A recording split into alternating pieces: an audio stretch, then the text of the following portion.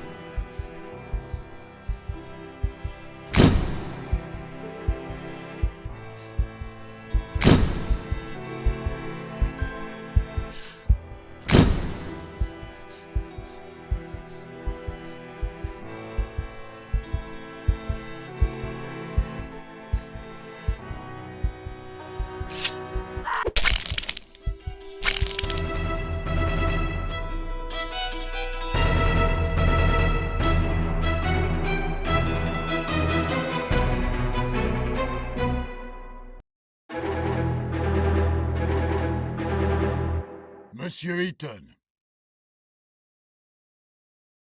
Monsieur Eaton.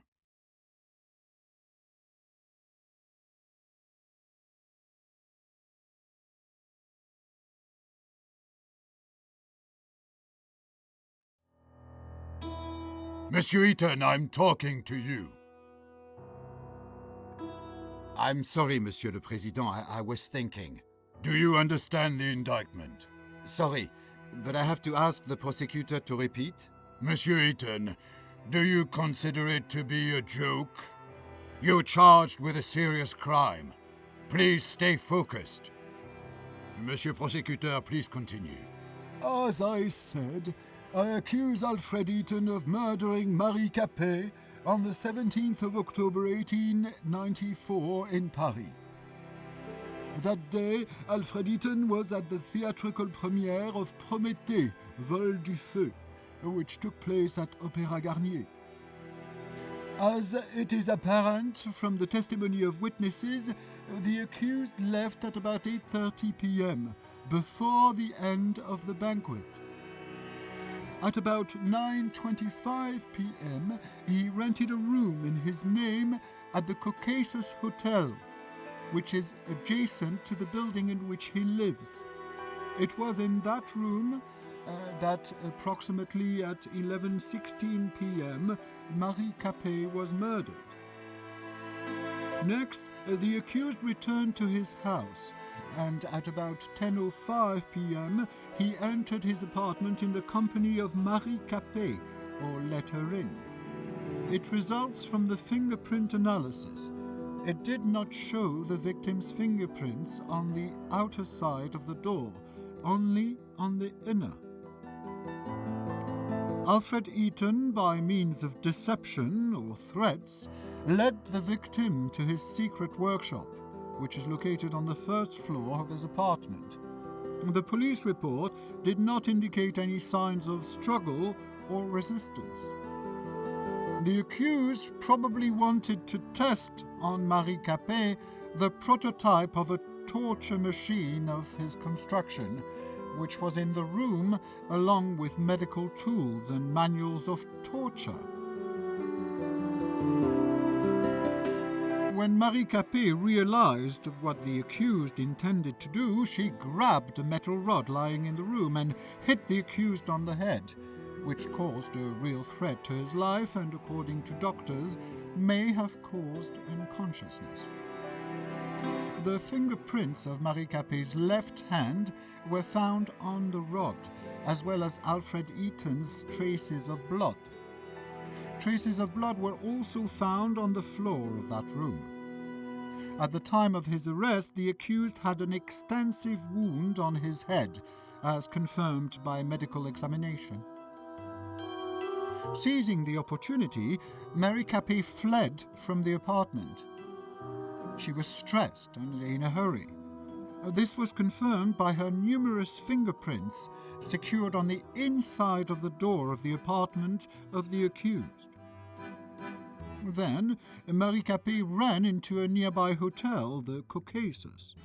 It was the same hotel in which the accused rented a room. As it appears from the testimony of the clerk, Marie Capet was extremely stressed, repeating the word doctor and police. Probably she wanted to call for help. When the clerk went to get some water to calm Marie Capet, she disappeared. The next day, on the 18th of October, about 8:32 a.m., a maid found her body in a room rented by Alfred Eaton. It was covered with numerous fingerprints of the victim and of the accused, and had traces of the victim's blood. The immediate cause of death was a severe blow to the abdomen in the liver area with a blade of about 14 centimeters length. The murder weapon, constructed by the accused, was secured in his apartment. Marie Capet's unwashed bloodstains were still present on it, as well as the fingerprints of the accused. The accused is also charged by the testimony of one of the neighbors who passed the accused at the front door of the building in which they both lived at about 11:30 p.m. The witness testified that the clothing of the accused was stained with blood. Unfortunately, the said clothes were not found. At the time of committing the alleged crime, the accused was sane, which means he acted consciously. For committed crimes, the accused shall be liable to life imprisonment or the death penalty. Has the accused finally understood the indictment? Oui, Monsieur le Président.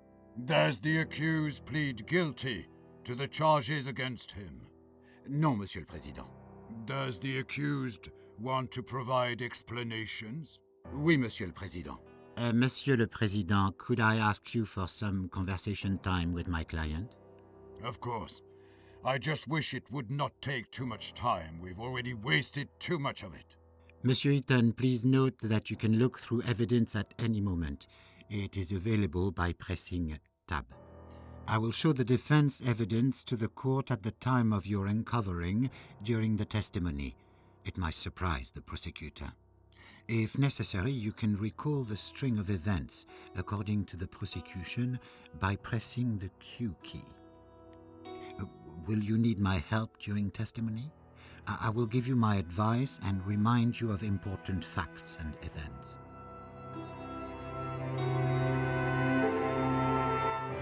We are ready, Monsieur le Président. Then let's get started.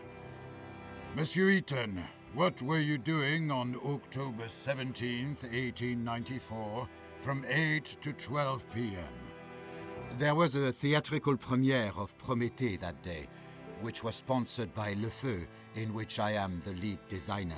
Starting at 7 p.m., I was at the premiere at the Opéra Garnier.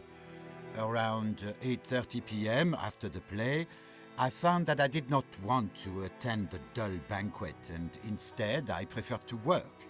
I said goodbye to Hugo Argent, president of Le Feu, and I drove home. I got there at about 9 p.m.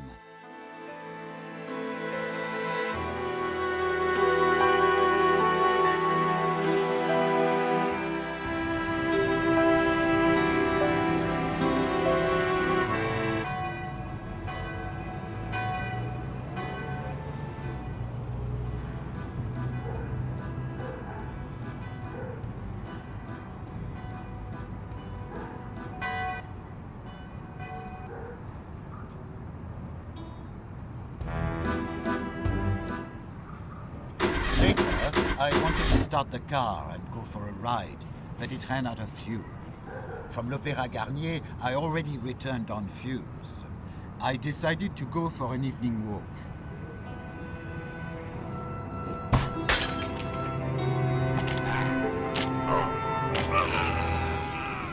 I entered the Café de Paris cafeteria. I wanted to drink some good wine and eat a piece of cheese. A group of Parisian rabble tried to throw me out, screaming that there was no room for gypsy thieves. They beat me and threw me into the street. I was all covered in blood. Did you report this fact to police officers? No, Monsieur le Président. I decided that it was not worth losing my time. And why is that? A second of my work is more important than a lifetime of each and every one of those plebeians. Besides, if I had reported it, I would have done them a favor. What do you mean, Monsieur Eaton?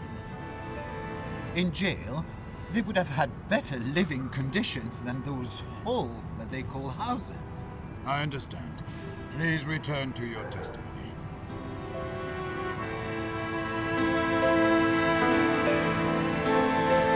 I opened the door and entered my building.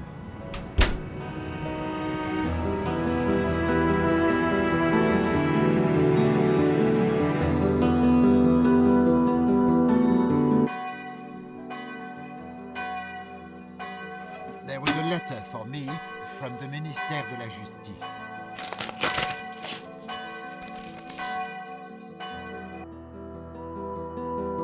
Monsieur le Président, this is the evidence marked with number 2. It clearly shows that my client designed his interrogation machine with only the best intentions.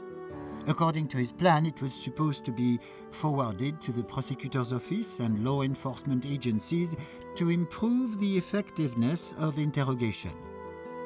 The prosecutor's suggestions that my client has supposedly intended to use this device to torture helpless women is hasty and completely untrue. This letter only proves that the accused was looking for application of his torture machine and had not found any support from Ministère de la Justice, so he decided to test it on an innocent woman. The court supports the view that the mere fact of an offer to the Ministère de la Justice does not constitute sufficient evidence that the allegedly accused acted in good faith when creating such a device. Monsieur Eaton, please go back to your testimony.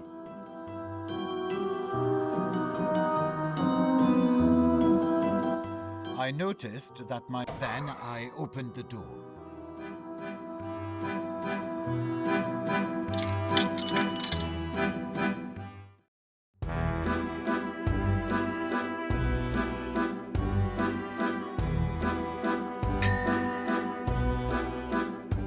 I bought a few things from my vending machine.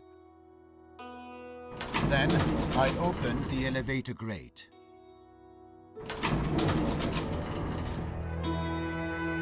Then I took the elevator to the second floor.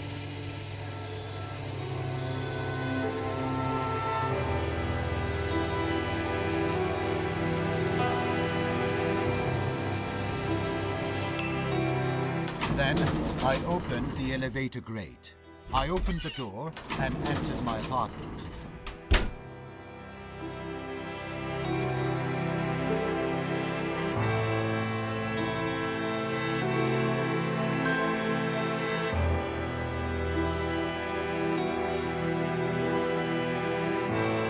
Then I opened the door. I ate the leftovers from my lunch and drank some wine. I put my groceries into the cabinet in the kitchen.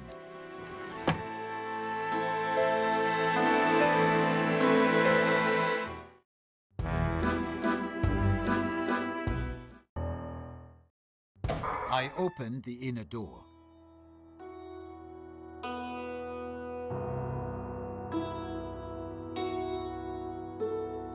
I opened the inner door. I pressed the piano key. I cannot play, but I bought the piano to fit the interior decoration.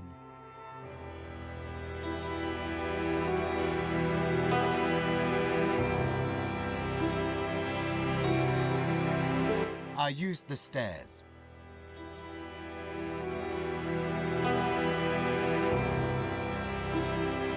I examined my new invention's prototype and considered what else should be done.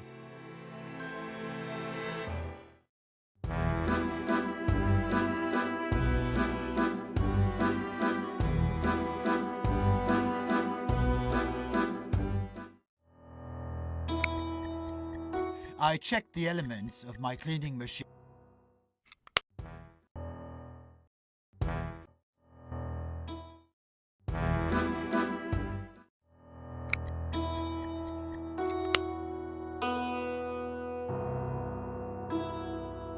I opened the inner door. Then I changed into some clean clothes.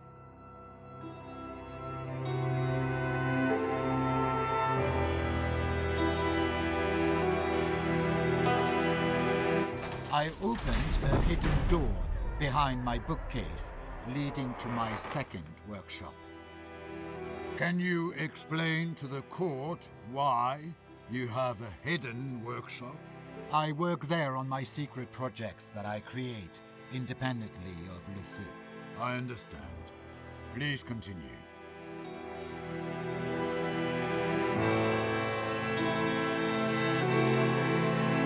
My journal, in which I describe the construction process of my interrogation machine, was on my desk.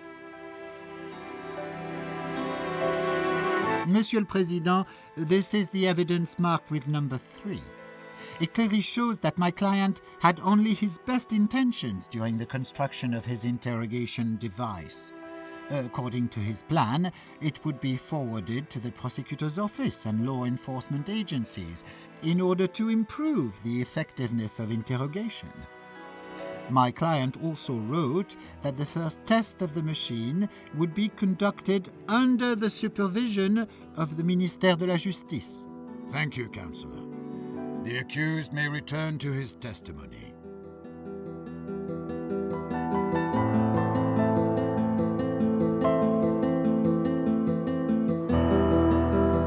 Then I turned on my prototype machine to interrogate prisoners.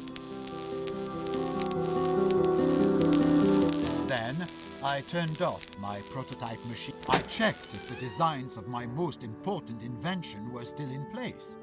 Please tell the court which invention these designs are related to. No, it is classified information, Monsieur le Président. Good. Please continue.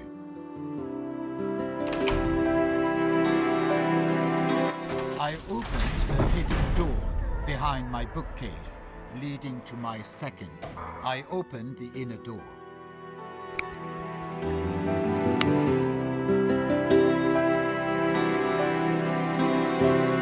Then I used the stairs.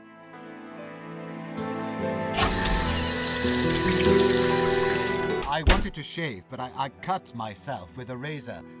I was all caught. I opened the elevator grate.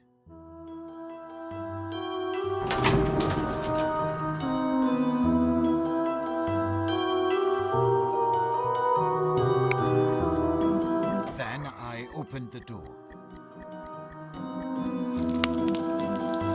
I was cooking dinner for the next day. I opened the door and walked out into the stairwell.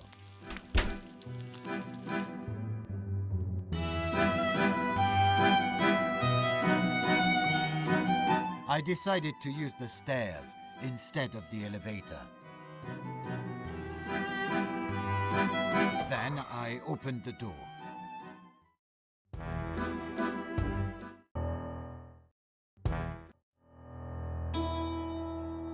I checked the light switch to see if it was on. I opened the door and walked out into the street.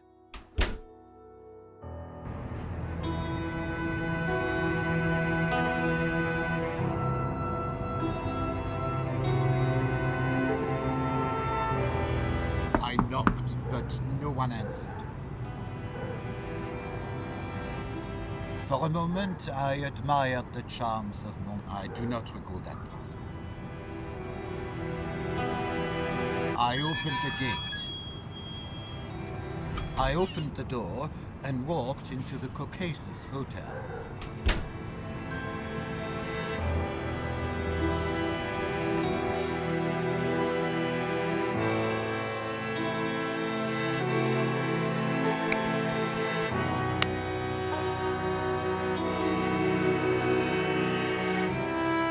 Apparently, the clerk noticed my state but the rules of savoir-vivre did not let him make any commentary. I wanted to rent a room in a hotel, but the clerk said that a room had already been rented in my name. He said it's on the top floor and gave me a spare key. Monsieur Eaton, do you claim that you did not rent that room? Oui, Monsieur le Président, but I knew it could not be a coincidence. The name Ethan is not that common. So you tried to learn more from the clerk? Yes, however, he hid behind his professional secrecy. I knew he wouldn't tell me a thing. I do not understand one more thing. You live next to the hotel, so why did you want to rent a room there? Sometimes I meet up with some girls of the Moulin Rouge, and due to my reputation, I prefer not to do it in my apartment. Did you meet Marie Capet face to face? No, Monsieur le Président, never. I understand. Please continue.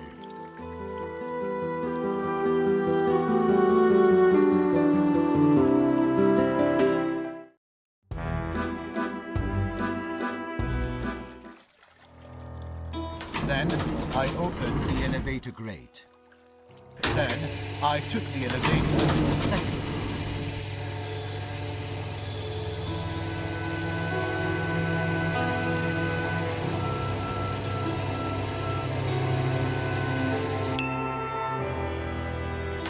I opened the elevator grate.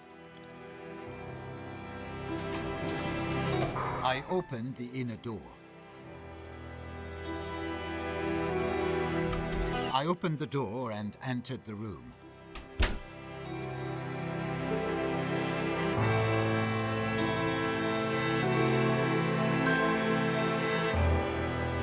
I drank some decent champagne.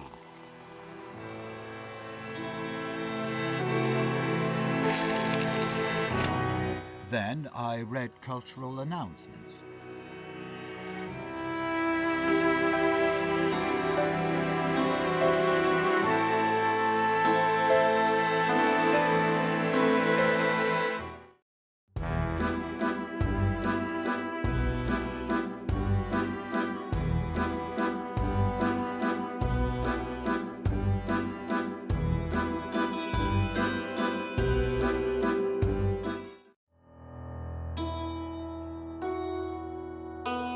Then I left the room into the corridor.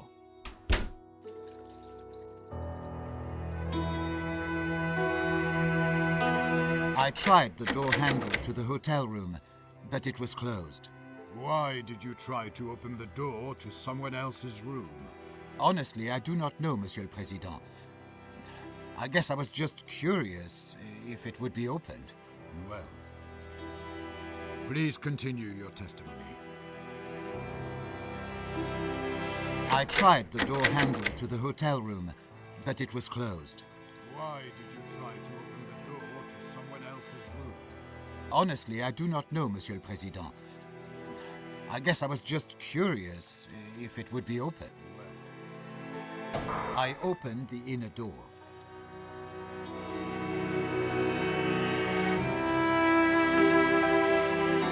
I examined the historic tableware.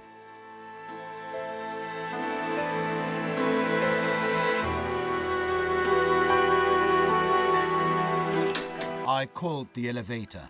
Then I opened the elevator grate. Then I took the elevator to the third floor. I opened the elevator grate. I tried to open the door to the hotel room, but then I read cultural announcements. I tried the door handle to the hotel room. Then I opened the elevator grate. Later,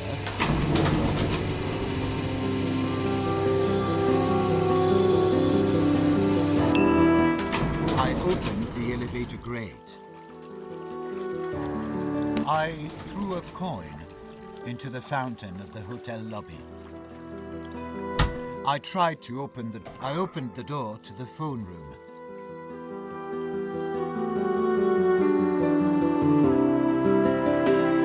I wanted to learn something about that hotel room, allegedly rented by me. I dialed the front desk and asked a staff member to check something in the backyard. At a moment, I checked the guest book. There was my surname, and a signature which I recognized immediately. It was the signature of my father. Monsieur le Président, the evidence mentioned by my client has already been presented by the prosecutor. But I must add that we commissioned the handwriting expert. This is the proof marked with number 1. It states that the signature appearing in the hotel guest book really belongs to Antoine Eaton, father of the accused. Then Monsieur Antoine Eaton will be re-examined as a witness. The hearing will take place at the next trial. I ask to duly summon the witness. The accused can return to his testimony.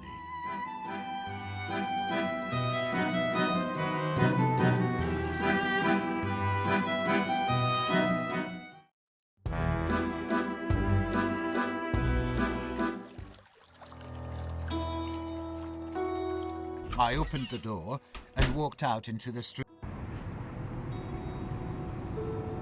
Then I opened the gate. For a moment, I do not recall that part. I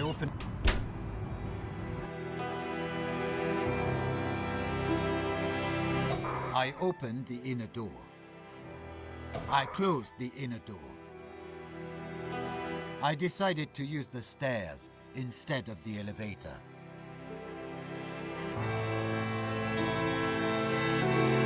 I opened the door and entered my apartment.